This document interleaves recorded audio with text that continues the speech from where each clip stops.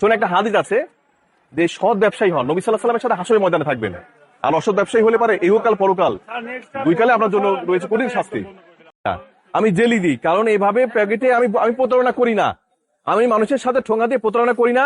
আমি জেলির বিনিময়ে 3 টাকা নিই। আপনি লিখে দিবেন, মানুষ আপনাকে 3 টাকার জায়গায় 5 টাকা ধরে দিবে। কেন? আপনি যে প্রতারণা করছেন, দেখেন আপনি আবার সেই জায়গায় এই সিমেন্ট দিচ্ছেন, অথচ আমি আপনাকে কিছুদিন আগেই জরিমানা করেছি।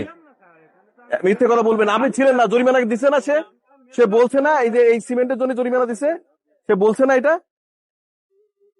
সে আপনাকে বলছে না কেন? আপনি আবার বলছেন এটা সিমেন্ট না কি দিয়ে বানাই, সিমেন্ট দেখা যাচ্ছে, আপনি বুঝতে পারছেন না এটা সিমেন্ট দিয়ে বানাই, আবার একই কথা বলছেন। এই ধরনের কি মানে আপনার ঠিক হবেন না, ঠিক আছে? মানে জেল দিতে হবে, জেলে যেতে হবে। এই যে এগুলো কি আপনার মনে হচ্ছে না? আপনি সেদিকে কথা দিচ্ছিলেন না আমাকে, পুরালাম আপনার সামনে, পুরালাম আমি। আমরা এগুলো সব, এগুলো সিমেন্ট, এই যেগুলো দেখা যাচ্ছে স্পষ্ট সিমেন্ট, এগুলো মানে ভালোই হবে না আপনার, মানে মন করছেন যে ভালো হবো না আমরা। কি অফিসার কি আর কি কে করতে পারে? হ্যাঁ, মানে মানে এরকম না, আমি জোর পুরাই দিলাম আপনার, এগুলোকে এনে পুরাই দিলাম এখানে। আপনাকে আমি 10,000 টাকা জরিমানা করলাম।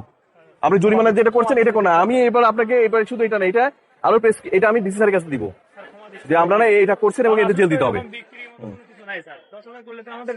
আমি 10,000 টাকা না, আমি জরিমানাই করতে চাই না আপনার, কিন্তু আপনি যে ধরনের দুর্বৃত্ত আইনের আশ্রয় নিছেন, এর 10,000 টাকা কিছু না। আপনাকে এই যে যারা একবার করছেন, এই ধারা আমি আপনাকে কত জরিমানা করছিলাম, সেবার কত জরিমানা করছি।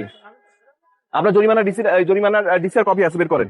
আপনি প্রত্যেকটা জায়গায় এরকম দিচ্ছেন, সব জায়গায় সিমেন্ট দিচ্ছেন, এখানে সব জায়গায় সিমেন্ট দিচ্ছেন। আপনি আপনারা জানেন এগুলো সিমেন্ট আগে দেখছেন কখনো? হ্যাঁ দেখছেন? এই রমজানের সময়